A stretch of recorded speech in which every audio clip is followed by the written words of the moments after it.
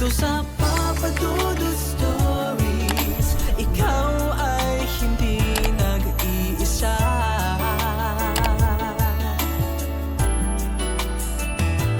Dito sa Papa Dudut Stories, may nagmamahal sa'yo. Papa Dudut Stories, Papa Dudut Stories. Dear Papa Dudut, sa lahat po ng mga nakatutok ngayon, huwag pong kalimutan mag-like, mag-share at mag-subscribe. Maraming salamat po sa inyong lahat.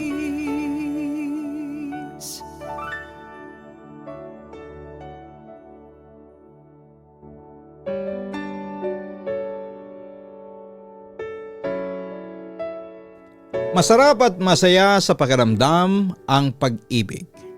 Lalo na nga at kung ito ay parehas ninyong nararamdaman ng taong napupusuan.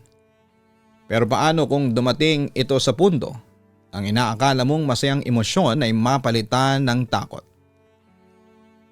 Dear Papa Dudut, kumusta po at nais ko po kayong batiin ng isang magandang araw o gabi. Ako nga pala si Zeki. Hindi ko tunay na pangalan. I am 30 years old at currently single. O baka po mag-react yung iba dyan kung bakit binabanggit ko na hindi ako taken.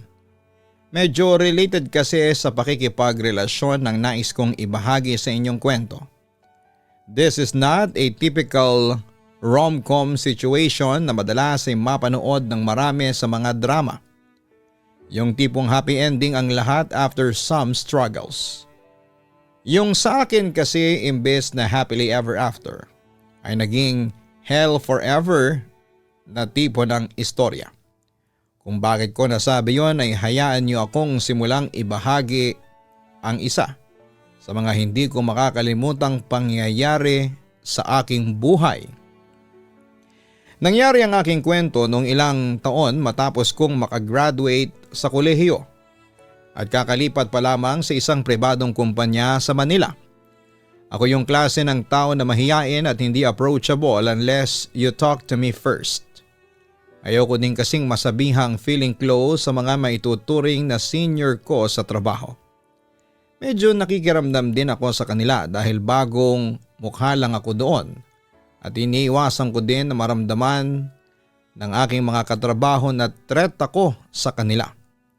Hanggang maaari quiet lamang ako para iwas issue na din, hindi ba? Until makilala ko si Nika, hindi niya tunay na pangalan. Unlike me, bubbly na tao si Nika.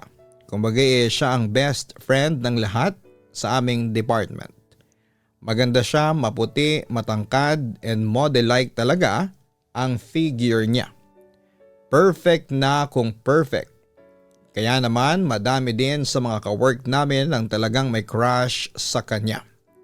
Since bago nga ako sa work ay hindi din maiiwasan ang asaran na baka daw ako na ang hinihintay na Mr. Dreamboy ni Nika.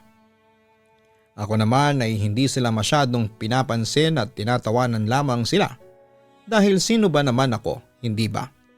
Simple lang akong manamit at hindi naman gaanong kagwapuhan para magustuhan ng isang diyosang kagaya niya.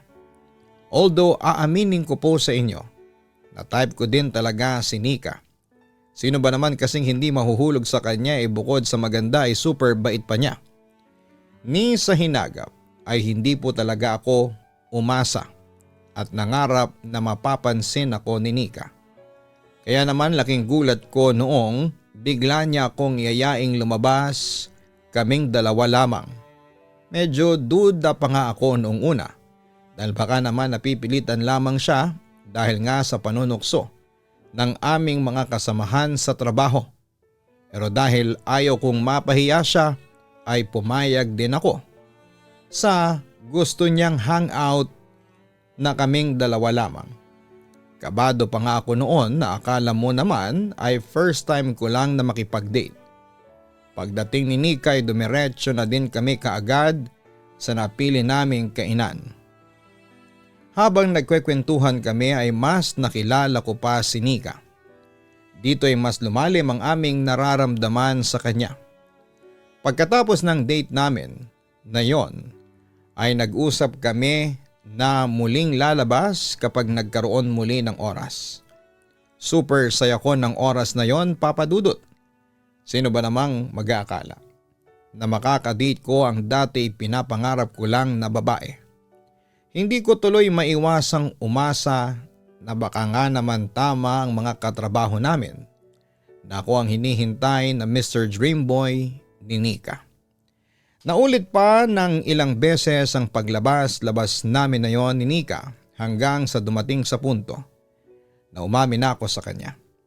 Matagal bago siya sumagot sa akin, akala ko talaga ay mababasted ako ng mga oras na yon. Pero laking gulat ko nang bigla na lamang akong yakapin ni Nika. Sinabi niya sa akin na matagal na din niya akong nagugustuhan kaya naman siya na ang nag-first move upang mas magkakilala kami. Hindi ko talaga napigilan ang sarili ko ng mga oras na yon at talaga namang nayakap ko din siya ng mahigpit. Dala na rin ang sobrang kasiyahan namin ay nauwi kami sa mas malalim na aksyon ng oras at araw na yon. Pagkapasok namin kinabukasan ay tinutokso na kami ng aming mga kasamahan. Dahil nabalitaan nila na kami na nga ni Nika. Ako naman ay ngiting-ngiti lamang habang nagpapasalamat. Sa gitna ng kasiyahang yon ay napansin ko ang head namin na tila binibigyan ako ng hindi magandang mga titig. Hindi ko alam kung bakit pero parang may something sa mga tingin niya sa akin. Si Nika naman ay iwas ang tingin sa kanya, marahil ay uncomfortable din si Nika sa mga titig na ibinibigay nito sa akin. Ako naman ay alam kong wala akong ginagawang masama sa kanya. Kaya naman hindi ko ito pinagtuunan ng pansin. Isa pa ay baka guni-guni ko lamang naman ang masasamang tingin na yon ng aming head. Kaya naman hindi ko na ito masyado pang binigyan ng pansin. Ngunit may mga bagay na mahirap palang baliwalain. Lalo na kung harap-harapan itong nagpaparamdam sa iyo. Simula kasi nang malaman sa opisina ang relasyon namin ni Nika, ay lagi akong tinatambakan ng trabaho ng aming head. Minsan pa nga kahit alam kong tama naman ang ginawa ko, ay talagang ipapaulit pa niya ito sa amin dahil may nakita daw siyang mali. Alam mo yung pakiramdam na mainit ang mata niya sa iyo. Ganon na ganon ang pakiramdam ko ng mga panahong yon. Hindi ko naman maintindihan kung bakit o anong ginawa ko sa kanya para pag-initan niya ako. Mabuti na lamang talaga at nandyan si Nika na nakasuporta sa akin. Kaya naman kahit papaano ay naglighten ang dinadala kong bigat na yon. Masasabi kong napakaswerte ko kay Nika dahil napakabait niya talagang babae.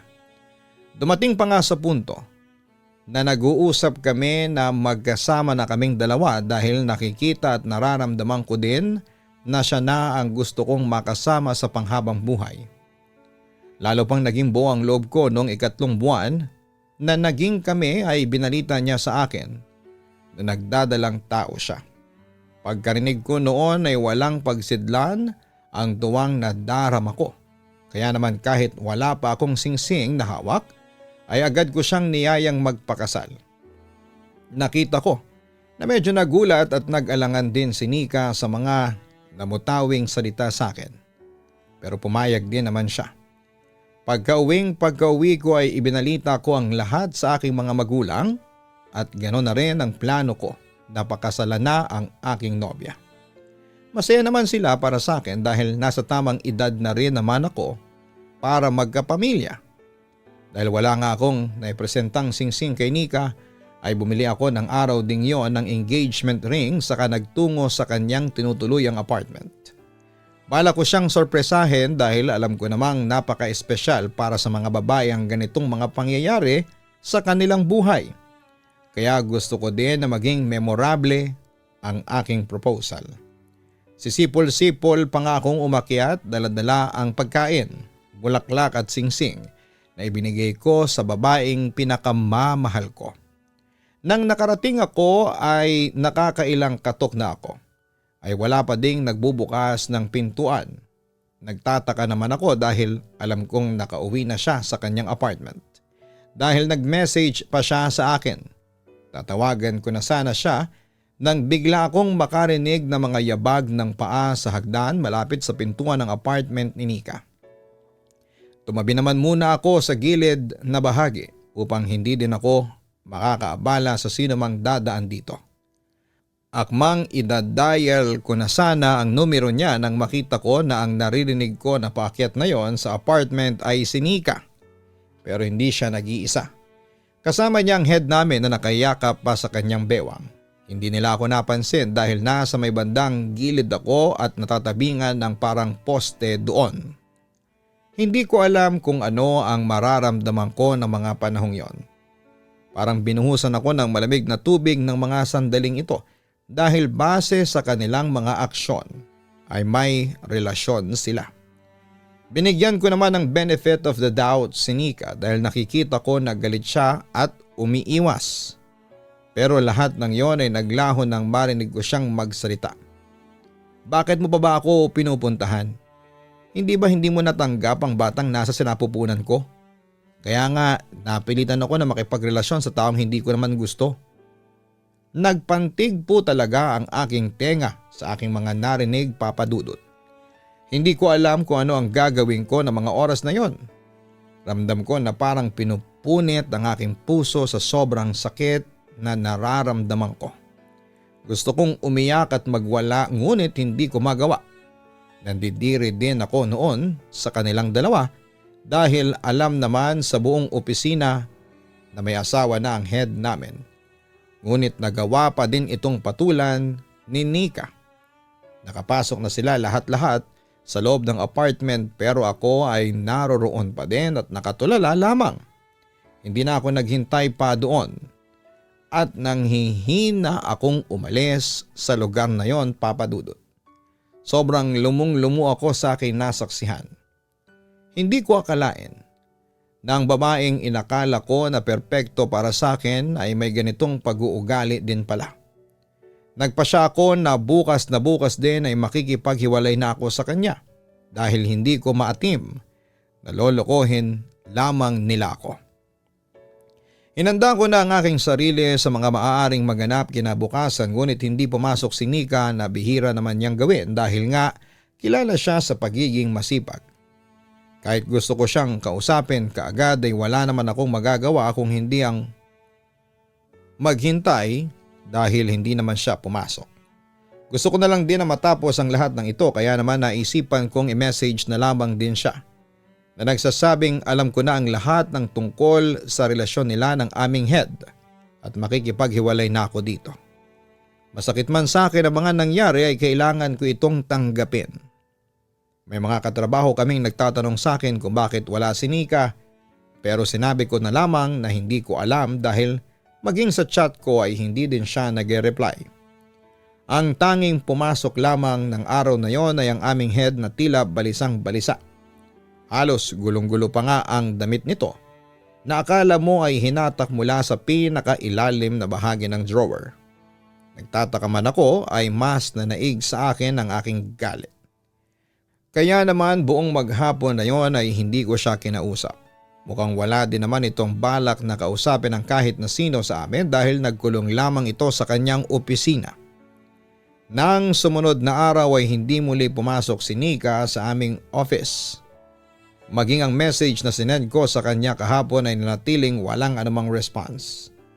Dahil gusto ko na ding matapos ang aking problema ay nagpasya akong puntahan na muli siya sa kanyang apartment upang personal na kausapin. Pagka-out ko sa opisina ay agad akong tumungo sa kanyang apartment. Pagdating doon ay nagtaka naman ako dahil napakadaming tao sa paligid at may mga pulis pa. Hindi naman ako tsismosong tao kaya naman dumiretso na ako sa aking pupuntahan. Ngunit habang papalapit ako ng papalapit doon ay parang mas dumadami ang komosyon na nagaganap. Nang makarating ako, ang apartment ni Nika ay nandoon ang ilang mga pulis at may caution stickers na nakadikit pa. Agad-agad naman akong lumapit sa mga pulis dahil iba na ang kabang aking nararamdaman. Tinanong ko sila kung ano ang nangyari at bakit naroon sila sa bahay ng aking katrabaho. Tinignan naman ako ng pulis at tinanong kung ano ang relasyon ko sa katrabahong tinutukoy ko para puntahan ko ito. Inamin ko naman sa mga ito na nobya ko siya, ngunit hindi ito nag-reply sa aking mga mensahe. Kaya naman naisipan ko siyang puntahan na lamang sa bahay niya. Nagbulungan ng mga pulis bago ko kinausap na kung maaari daw ba akong sumama sa kanila sa presinto upang matanong ng ilang mga bagay-bagay. Ayaw ko pang sumama noong una dahil natatakot ako kung bakit nila ako kailangang imbitahan. Samantalang nais ko lang namang makausap si Nika. Dito ay sinabi nila na ang nagmamay-ari daw ng apartment na aking pupuntahan ay wala na. Natagpuan daw itong patay ng kanyang landlady sa loob ng kanyang kwarto. Base sa naabutan nilang kalagayan ng katawan nito ay hindi ito simpleng aksidente lamang at maaring may ibang taong sangkot sa kanyang pagkamatay. Alam kong pinaghihinalaan ako ng mga pulis dahil nga sa relasyon ko kay Nika. Ngunit alam ko sa sarili ko na wala akong ginagawang mali kaya naman sumama din ako ng maayos sa kanila. Nang nasa presinto na kami ay tinanong lamang nila akong kung kailan ko huling nakita si Nika at ano ang ginagawa ko sa mga oras na kanilang nabanggit. Sinagot ko naman ang mga tanong nila ng maayos. Nang masigurado na marahil nila na imposibleng ako ang may gawa ng krimen ay tinanong nila ako kung may kilala ba akong individual na may galit sa biktima na posibleng gumawa ng brutal na krimen na ito. Wala naman ako masabing tao sa kanila dahil hindi pa naman kami ganon katagal ni Nika at kilala siya bilang mabait na tao. Ngunit nang mabanggit nila ang estimated na araw kung kailan siya nawala ay doon ako kinutuban.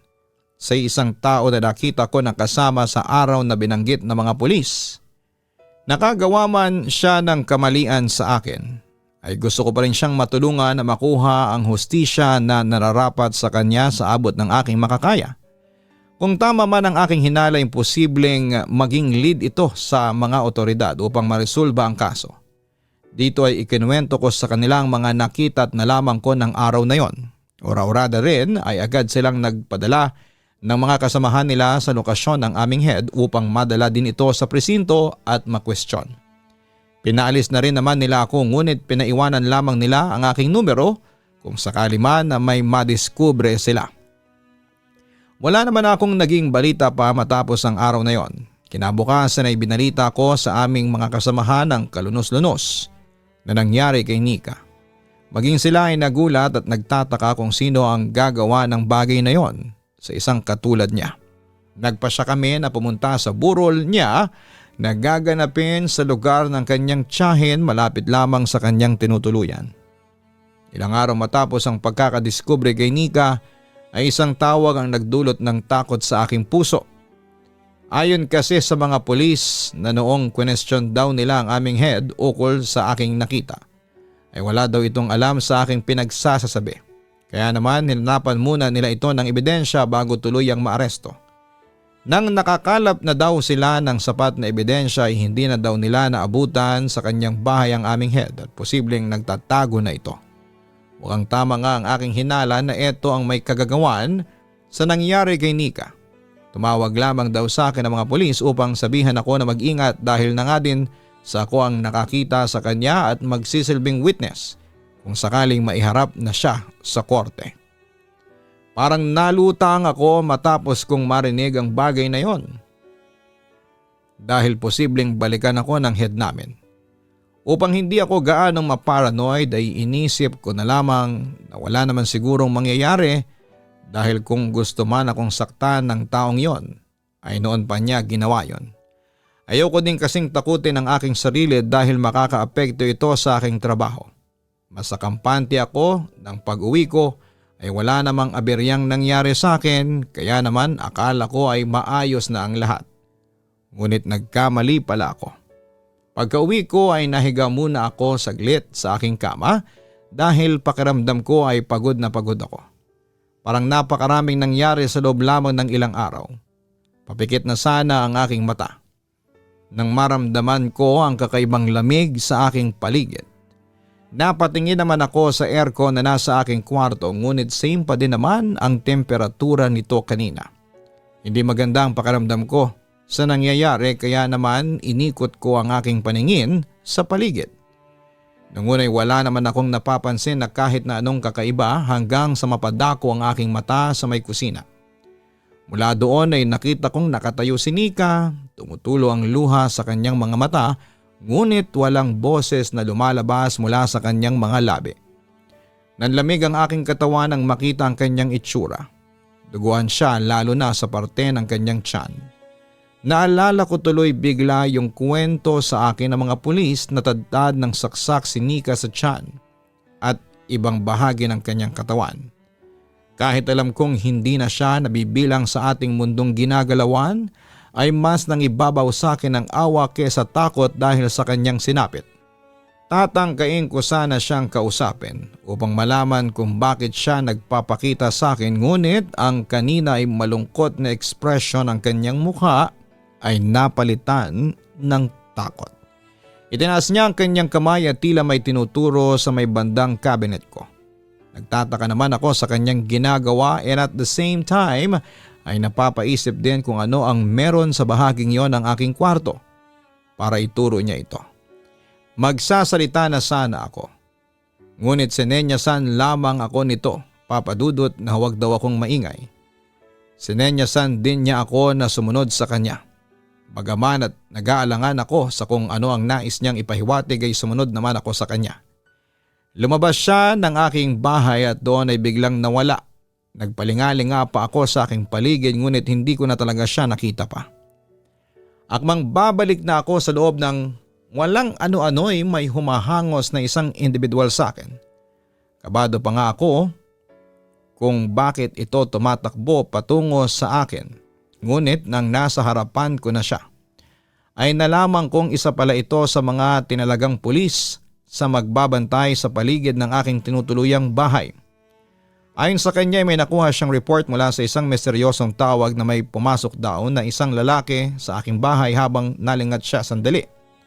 Upang makasigurado ay agad kaming pumasok sa bahay upang tignan ang bawat sulok nito kung talagang may nakapasok nga ditong ibang tao.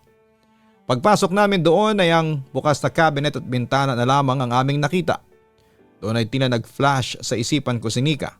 Kaya pala tinuturo niya ito sa akin dahil posibleng may ibang tao pala na nagtatago dito at binabalaan niya ako. Kung sino man ang pumasok na yon ay wala akong ideya. Upang hindi na maulit ang ganitong insidente ay napagpasyahan na lamang na lumipat ako ng ibang matutuluyan pansamantala hanggat hindi pa nakikita ang head namin. Ayoko naman hanggang sa trabaho ay may nakabantay sa akin kaya naman hindi na ako nagpasama pa dito. Kahit na nag-aalala ako para sa kaligtasan ko ay hindi ko naman maaaring hayaan na mapabayaan ko ang aking trabaho. Natapos naman ang buong araw na yon ng walang aberya. Paglabas ko ng opisina ay padiretso na sana akong patungo sa lugar kung nasaan ang nagbabantay sa akin ngunit nang patawid na ako ay muli ko na namang nakita si Nika. Umiiling ito sa akin na para bang nagsasabi na huwag akong tumuloy doon. Tumingin-tingin ako sa paligid ngunit wala naman akong makitang kahit na sinong kahinahinala. Kaya naman hindi ko maintindihan kung bakit niya ako pinagbabawalan.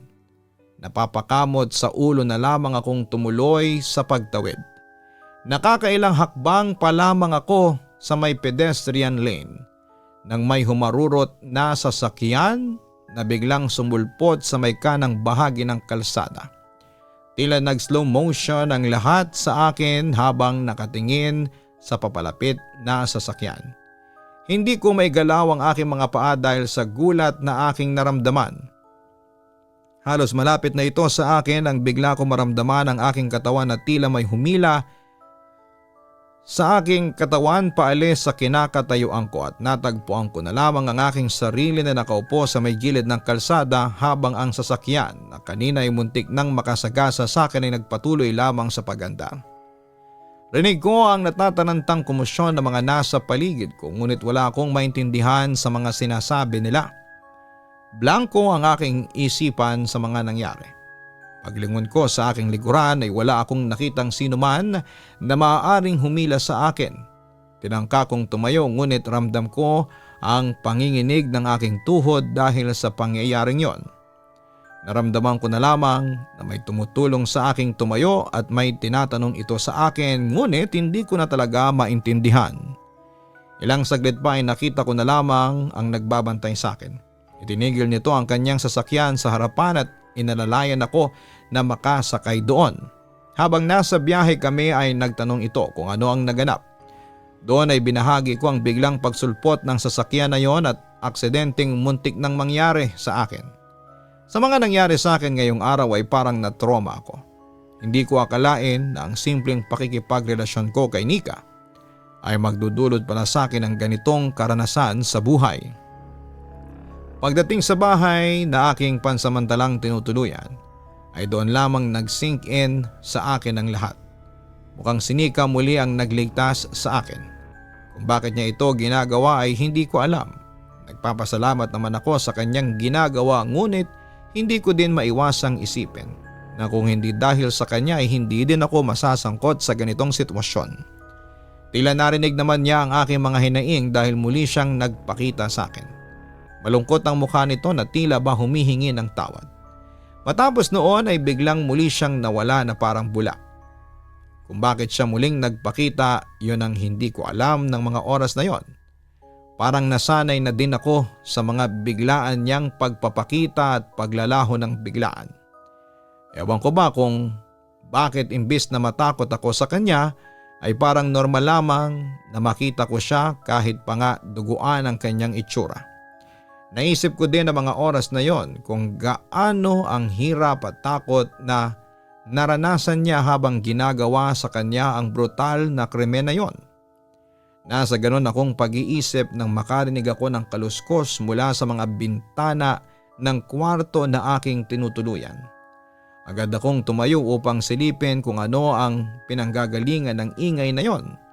Pero napatras din ako nang makita ko na mula sa bintana ay naroon ang aming head.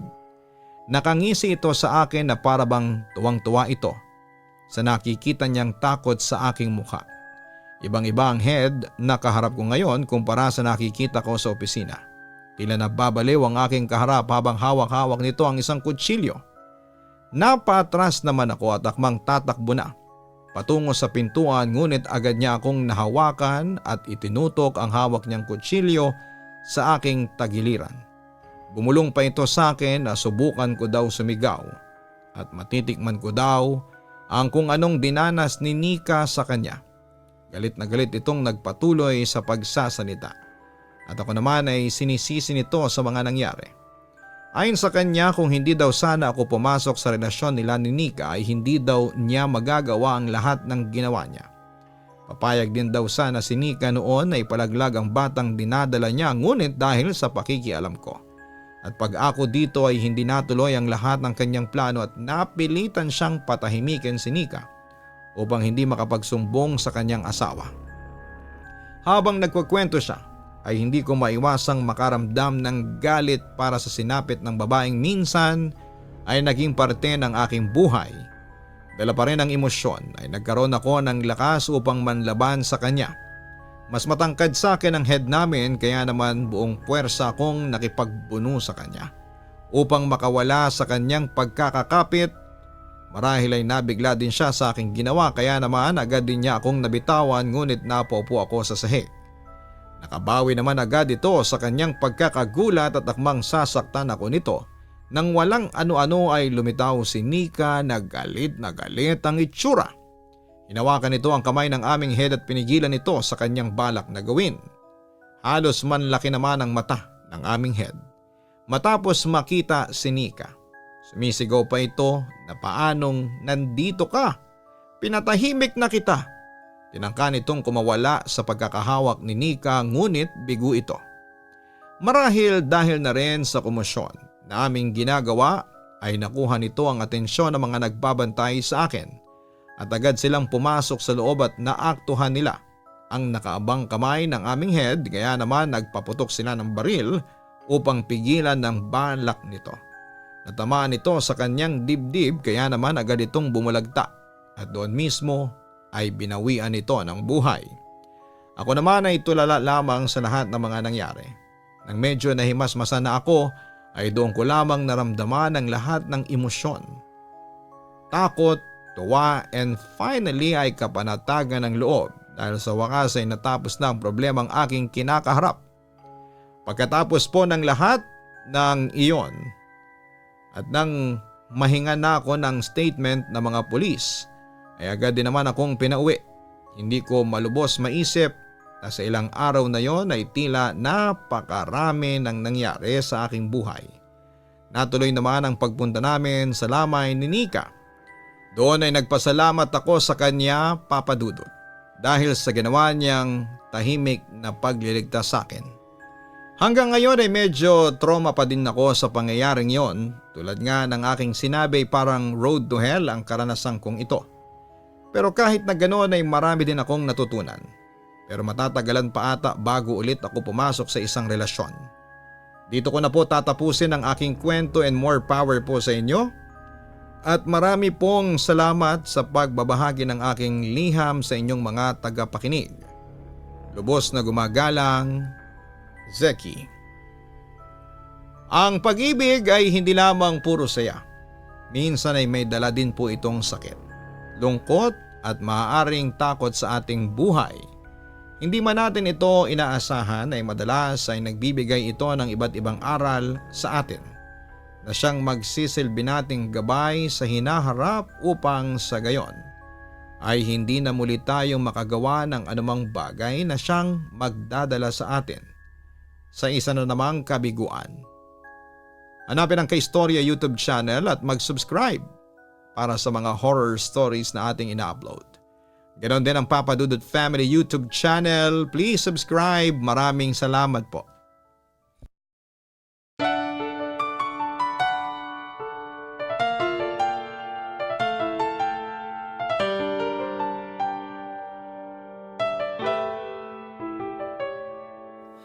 Ang buhay ay mahiwaga,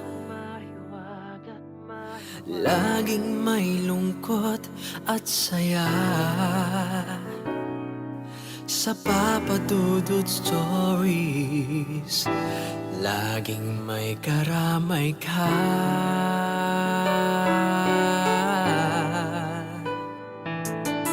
Mga problemang kaibigan, dito ay pakikinggan ka.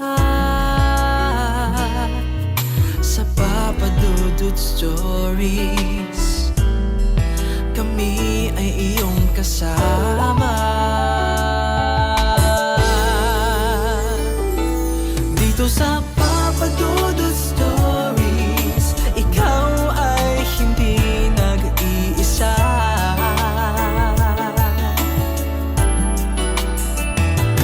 Dito sa Papa Dudut Stories, may nagmamahal sa'yo.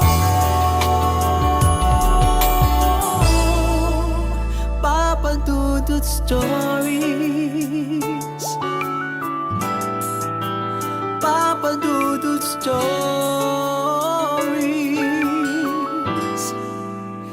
Papa Dudut Stories. Pagkulitan. So ayun po guys, nagkakagulo na po tayo ngayon dito. Nakikita po natin si Gian. Hi everyone! So ayun na po, may mga bisita po kami. Andito po ngayon. Makipagtawanan!